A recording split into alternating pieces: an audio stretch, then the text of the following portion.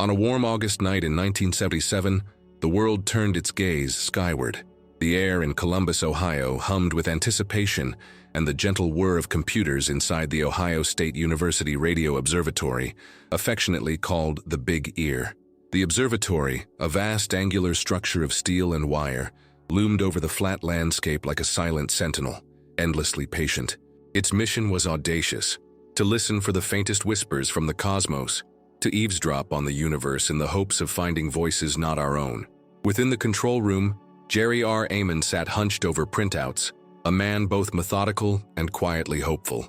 A professor and astronomer, Amon had volunteered for the Search for Extraterrestrial Intelligence, or SETI, a project that seemed equal parts science and dream.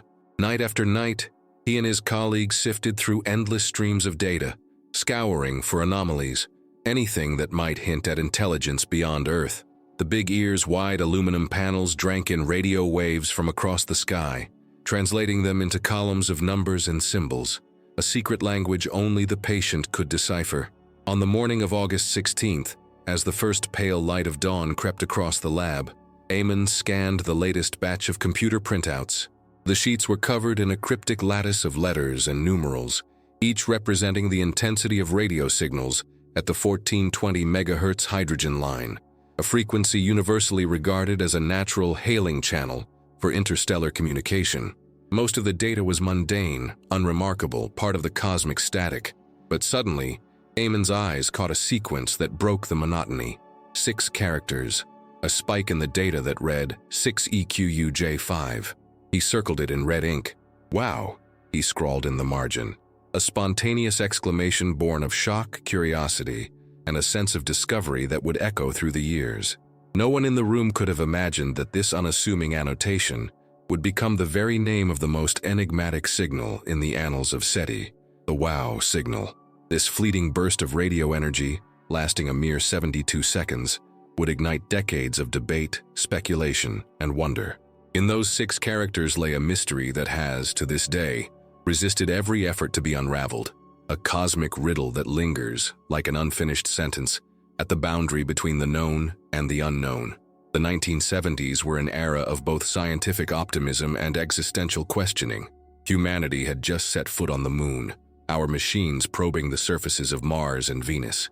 In these years, NASA's Pioneer and Voyager spacecraft were slipping past the outer planets, carrying golden records inscribed with greetings in dozens of languages, a message in a bottle cast into the cosmic ocean. The notion that we might detect a signal from another civilization seemed, if not likely, at least within the realm of possibility. The Big Ear itself was a monument to this hope. Conceived by John D. Krauss, a physicist and radio astronomer of rare vision, the telescope was designed in the 1950s and completed in 1963. Unlike the familiar dish-shaped reflectors of later decades, Big Ear resembled a gigantic ear pressed to the ground, a flat, stationary array with a tilting reflector, scanning the sky as the Earth rotated beneath it. The telescope's unique design allowed it to methodically survey vast swathes of the sky, listening for radio emissions across a narrow frequency band. Central to the search was the 21-centimeter hydrogen line. Hydrogen, the most abundant element in the universe, naturally emits radio waves at 1420.4056 MHz. Astronomers reasoned that any technologically advanced civilization would recognize this frequency as a logical choice for interstellar communication. It was a sort of cosmic watering hole, a place in the electromagnetic spectrum where, perhaps, knowledge and greetings might be exchanged. The SETI project at Ohio State was, in many ways, a shoestring operation. Data was processed by hand, analyzed by graduate students and volunteers who worked late into the night. Yet in the midst of this modest enterprise, the WOW signal emerged, an outlier so dramatic it could not be ignored. What made the signal so extraordinary? First, it was its sheer intensity. On the Big Ear's computer printout, the strength of the received signal was coded in alphanumeric characters, numbers from 1 to 9, then letters from A to Z, each representing progressively higher levels. The U in 6EQUJ5 represented a signal-to-noise ratio of over 30, many times stronger than the cosmic background. The signal had the telltale characteristics of an artificial transmission.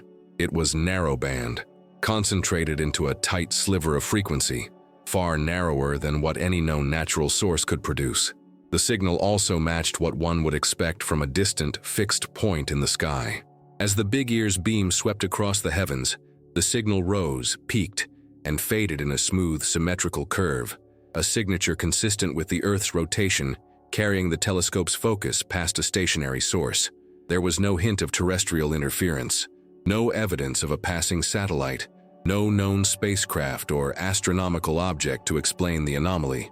Yet, as quickly as it appeared, the signal vanished. For 72 seconds, exactly the time it took for the Big Ear's beam to cross a point in the sky, the WOW signal burned bright, then fell silent. In more than 4 decades of subsequent observation, neither the Big Ear nor any other radio telescope has ever detected another signal quite like it. The search for an explanation began immediately. Jerry Eamon, Robert S. Dixon, John Krause, and their colleagues pored over the data, retracing every step.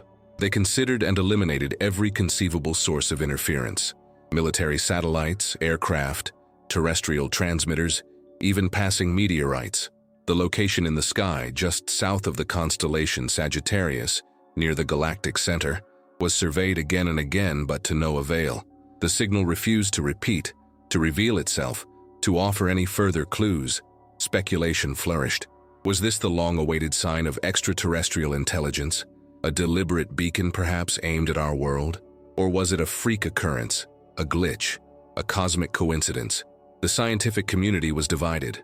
Some cautioned against leaping to conclusions, noting that extraordinary claims require extraordinary evidence. Others, including famed astronomer Carl Sagan, regarded the signal as a tantalizing, if unconfirmed, hint that we were not alone. The WOW signal quickly entered the public imagination, its name a meme before memes existed. Newspapers and magazines ran breathless stories, blending sober analysis with wild conjecture. Films and television shows wove the signal into their plots, portraying it as a coded message from distant minds. It became, in a sense, a Rorschach test, an ink blot onto which humanity projected its hopes, fears, and wonderings about our place in the cosmos. Yet beneath the headlines and the speculation, the WOW signal posed a profound question. What would it mean truly to discover evidence of another civilization? How would such a message change us, our science, our philosophy, our sense of identity? And in the absence of certainty, how are we to interpret the ambiguous, the unexplained? To understand the WOW signal is to journey into the heart of the scientific method itself, a process of relentless questioning, of skepticism balanced by imagination, of dogged pursuit of truth in the face of uncertainty. The story of the WOW signal is not merely about the search for extraterrestrial intelligence. It is about the search for meaning, the struggle to make sense of the rare and the inexplicable. For the scientists at Ohio State, the months and years following the detection were marked by meticulous investigation. Every possible source of contamination was considered. The Big Ear's operators checked their logs, reviewed the performance of the telescope's electronics, and analyzed the orientation and movement of satellites and aircraft. They scrutinized the frequencies used by terrestrial transmitters, civil and military alike, comparing logs and schedules. Nothing matched. Some suggested that a passing satellite might have emitted a brief burst of radio energy at just the right frequency. But the 1420 MHz band is protected by international treaty.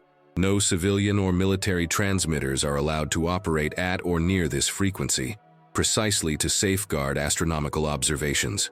Moreover, the signal's profile, a steady rise and fall as the beam swept past, did not match the erratic motion of a satellite or airplane. Others posited natural explanations, a flare from a distant quasar or pulsar, or the emission from a rotating neutron star.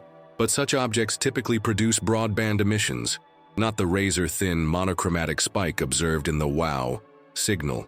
The hydrogen line is a persistent, faint feature of the universe, but never before or since has it flared with such intensity and clarity in that patch of sky. The question of repetition became paramount. Scientists knew that a single, unrepeatable event could not serve as definitive proof of intelligence.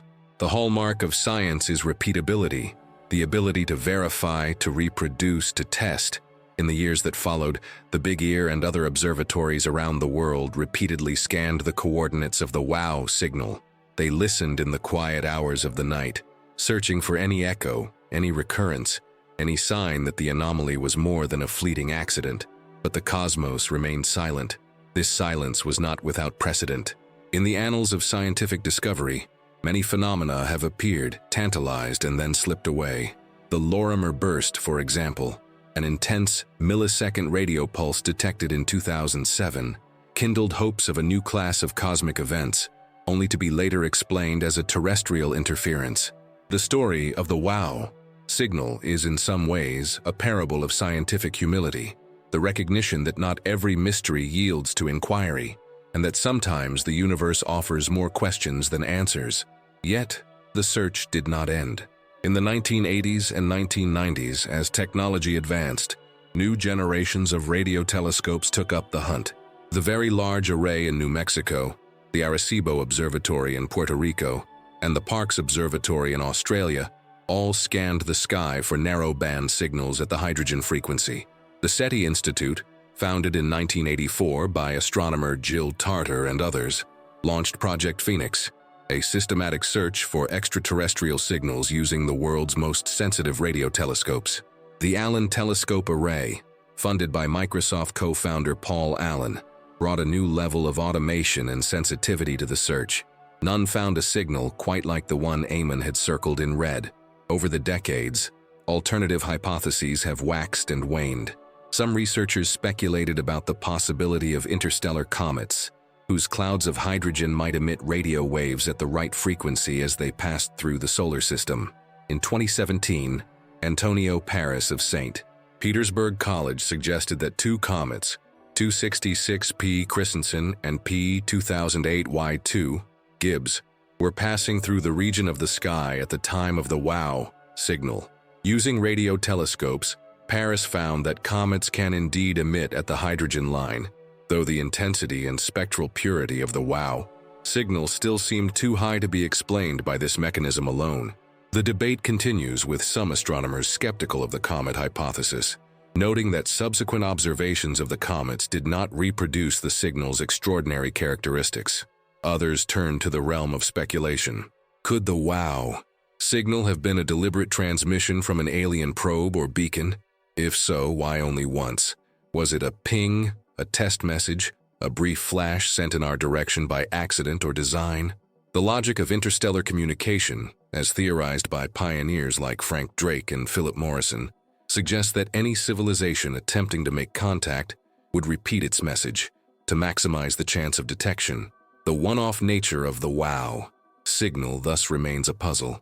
Still others have wondered whether the signal might have originated not from the stars, but from our own technology.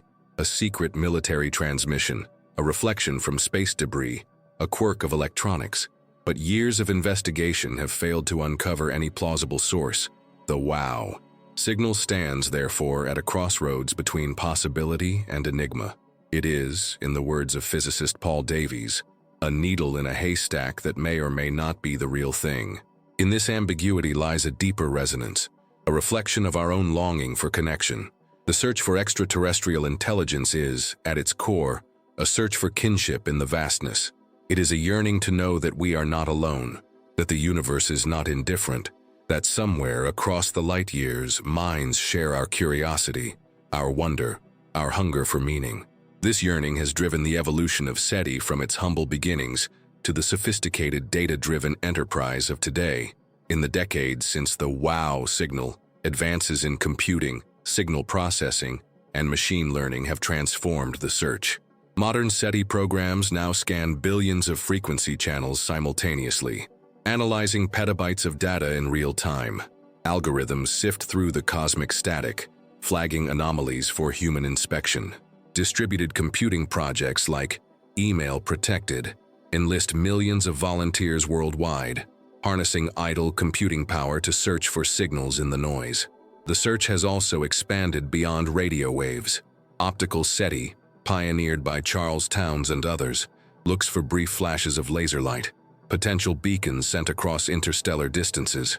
Infrared SETI hunts for waste heat from advanced civilizations, drawing on the insights of the Kardashev scale, which ranks civilizations by their energy consumption.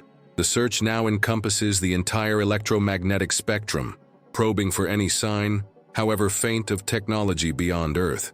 Yet for all this progress, the cosmos remains silent. No repeating signals, no unmistakable beacons, no messages in the void. Some have called this the Great Silence, a paradox articulated by physicist Enrico Fermi in the famous question, "Where is everybody?" The Fermi paradox encapsulates the tension at the heart of SETI. Given the vastness and age of the universe, intelligent life should have arisen elsewhere, should have filled the galaxy with signals. Yet, as far as we can tell, we are alone. The wow signal thus becomes not just a scientific anomaly, but a symbol of this paradox. A single note in an otherwise quiet symphony, a ripple in the cosmic pond. Its very elusiveness forces us to confront the limits of our knowledge, to reckon with the possibility that the universe may be stranger, more subtle, more mysterious than we can imagine. The search for meaning in the wow signal has also inspired a rich tapestry of cultural reflection. Artists, writers, and philosophers have drawn on the signal as a metaphor for the human condition, our longing for contact, our capacity for wonder, our struggle with the unknown. In novels like Carl Sagan's Contact, in films, in songs and poems, the wow signal echoes as a motif, a reminder that the boundaries of science and imagination are porous, that discovery is as much about the questions we ask as the answers we find. In the realm of science, the wow signal has catalyzed new approaches to the problem of interstellar communication.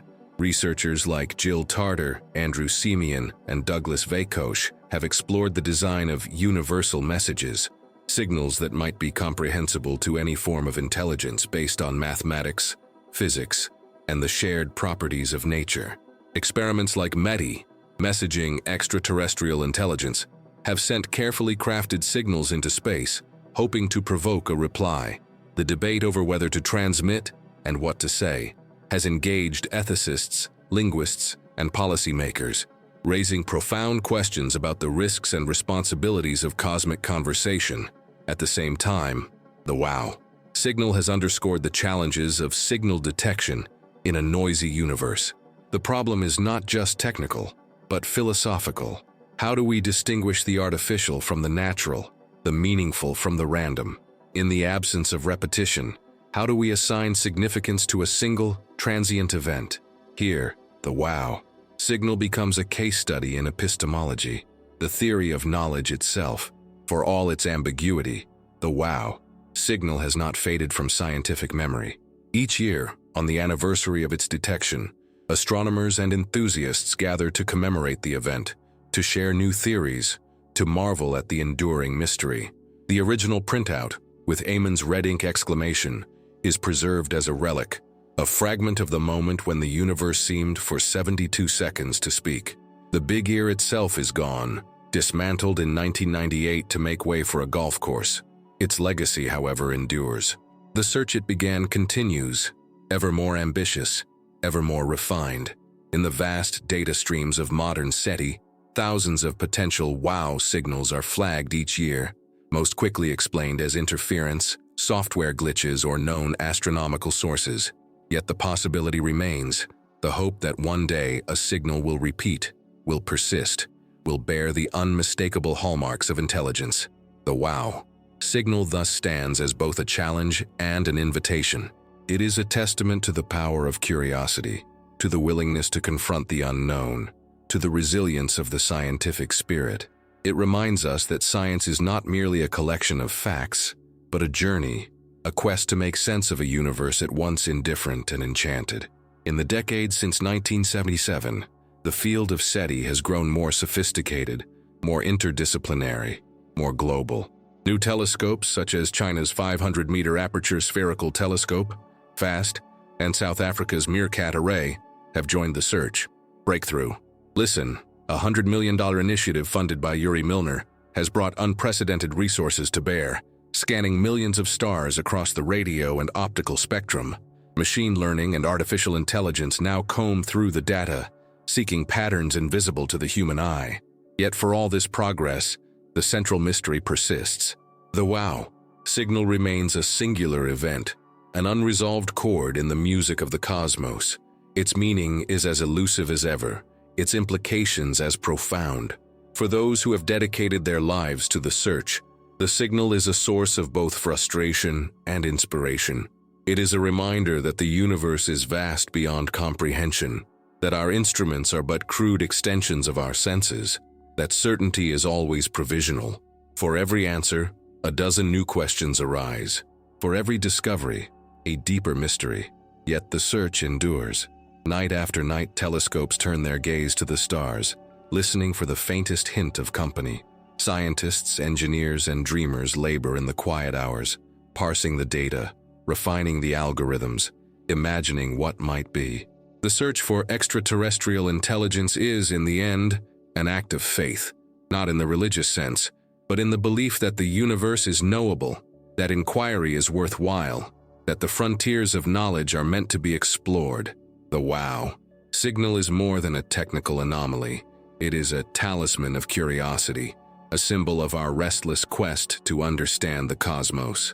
It reminds us that science is not just about answers, but about the courage to ask questions, to venture into the unknown, to embrace uncertainty, to find meaning in the mystery. What then are we to make of the wow signal these many years later? Is it a message from the stars, a cosmic greeting card that slipped through the cracks of our attention? Or is it a reminder of humility, an invitation to wonder, a prompt to keep searching? In the absence of definitive answers, perhaps the lesson is this: the universe is a vast and ancient place, filled with wonders we have only begun to glimpse. The search for other minds, for signs of intelligence beyond our own, is as much about understanding ourselves as it is about finding others. In listening to the stars, we discover our own longing for connection, our capacity for awe, our resilience in the face of silence. The wow signal endures because it is, in the end, a story of curiosity, of discovery, of mystery. It is a chapter in the great narrative of science, a moment when the universe whispered, and we strained to hear. In the years to come, new instruments will listen, new minds will wonder, new questions will emerge. The search will continue, not because we are certain of what we will find, but because the act of searching is itself a testament to our humanity. And so, the wow signal lingers, a question mark written in the language of the stars, an unfinished conversation, a mystery that beckons us onward. In its ambiguity lies possibility, in its silence, hope. Consider for a moment the sheer improbability of our own existence, the chance events, the cosmic accidents, the narrow corridors of possibility that led, across billions of years, from the birth of atoms in the fires of the first stars to the emergence of conscious beings capable of asking questions, of seeking meaning, of listening to the universe. The wow signal, in its fleeting clarity, reminds us that we are part of a story much larger than ourselves, a story written in light and time, in the slow unfolding of possibility. The search for extraterrestrial intelligence is, at its core, an expression of this awareness. It is the recognition that the universe is not merely a backdrop to our dramas, but a participant, a field of possibility in which other minds, other stories, other wonders may unfold. The wow signal is a beacon, not just of radio waves, but of this larger vision, a reminder that the universe is alive with questions, that every answer is provisional, that the journey is as important as the destination. In the end, perhaps the true meaning of the wow signal is not to be found in the data, in the columns of numbers and letters, in the debates over natural or artificial origins. Perhaps its meaning lies in the conversation it began, a conversation that stretches across decades, across disciplines, across the gap between science and imagination. It is a conversation about what it means to be human, to be curious, to be alive in a universe that is, by turns, silent and full of song. As we listen to the stars, as we probe the darkness for signs of light, we are reminded of our own capacity for wonder, for hope, for perseverance. The wow signal is a chapter in this story, a story that is still being written moment by moment, question by question, signal by signal. The universe is vast, its silence is profound, but within that silence we find not emptiness, but possibility. The possibility that somewhere someone else is listening, wondering, hoping, searching. The wow signal is our invitation to keep listening, to keep asking, to keep dreaming. For 72 seconds, the universe spoke. What it said, we may never know, but the echo lingers, a whisper in the night, a promise that the search is not in vain. And so night falls again. The telescopes turn to the sky. The listening continues. The story goes on.